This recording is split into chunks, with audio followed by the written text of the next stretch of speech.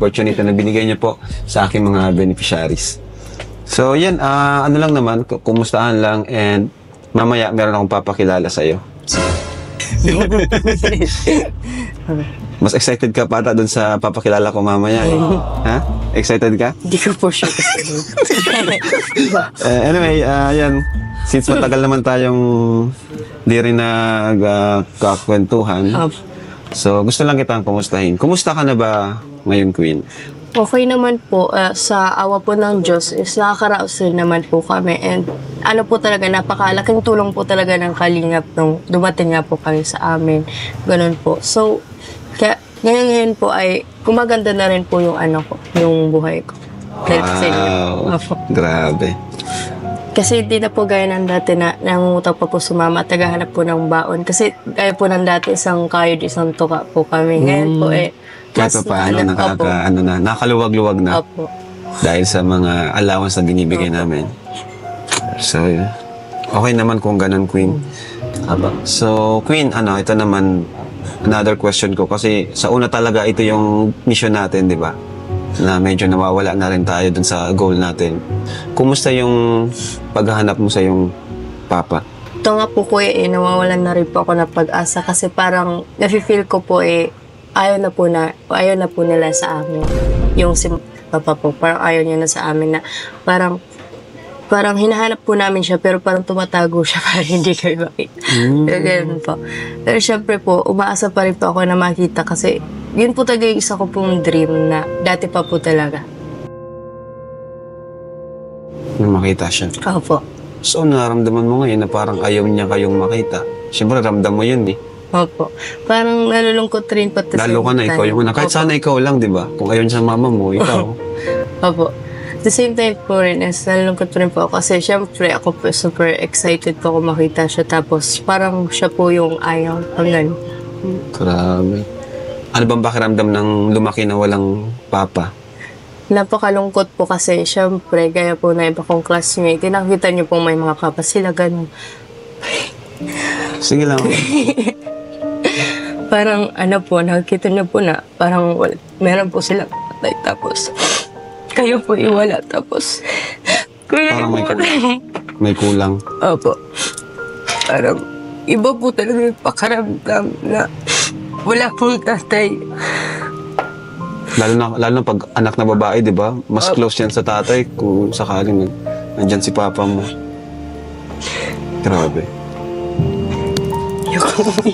Okay lang, kasi kilala ka rin namin bilang isang strong. Strong ka Pero ngayon ka lang namin nakita ang ganyan na umiyak. Pagdating talaga sa papa mo. Naintindihan naman namin yun. And wala man si papa mo, dyan naman si mama mo. Opo. And habang may buhay, may pag-asa. Di ba? Pray lang natin kay Lord kung talagang will ni Lord na makita mo siya. Opo. Edi okay. Kung hindi naman, pabayan na lang natin sa Diyos. And andito naman kami mga kuya mo. Diba? Pero pag pinagpipray pa rin namin na sana, kahit man lang sa isang pagkakataon, di ba, magkita kayong dalawa. Basta tuloy lang ang buhay. No? Opo.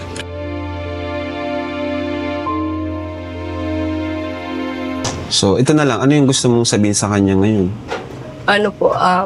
If ayaw mo pa ako makita, okay lang naman po. Pero yung gusto ko lang po kasi talaga kahit isang araw lang. Grabe. Grabe talaga yung pagkasabik ni Queen na makita ang kanyang papa. Mga kalingap. Kahit ang dami nakakapanood na kay Queen, talagang pa rin po talagang yan.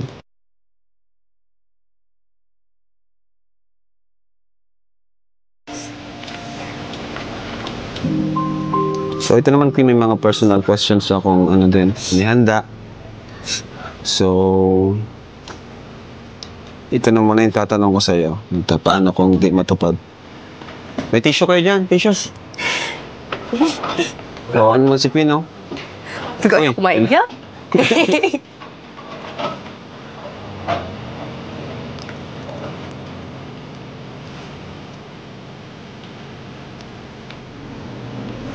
Ito naman ang Ay, isa. Paano kung hindi matupad yung pangarap mo? May ibang plano ka ba sa buhay? Hindi mo pangarap mong maging makilalang model, mga ganun. opo. Matubig ka.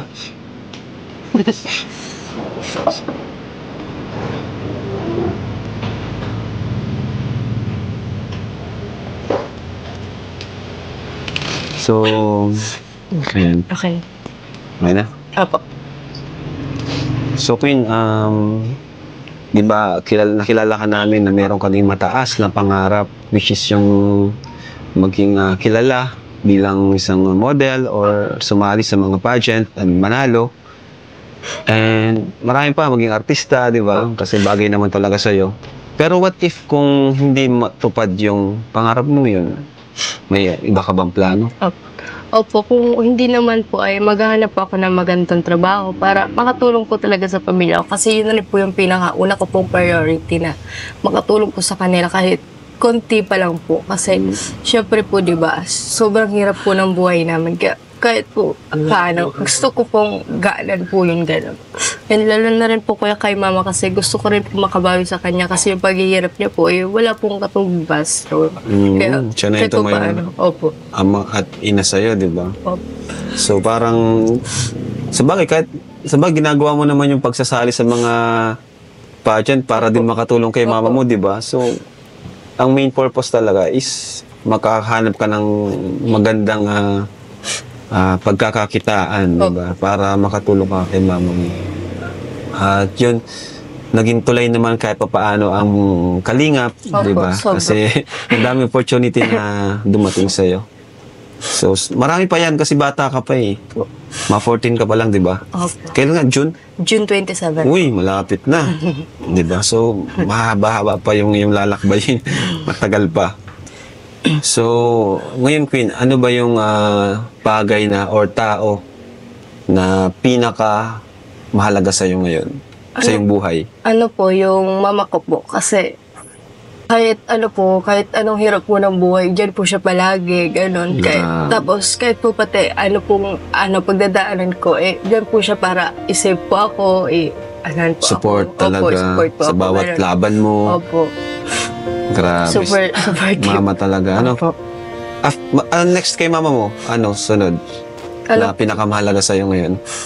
Kayo rin po. Uy! Grabe, nakasama tayo guys. Ang Team Kalingap. Thank you. At na-appreciate. Hindi ko na-expect yun, ha? Hindi ko na-expect na next tayo sa sa mama niya.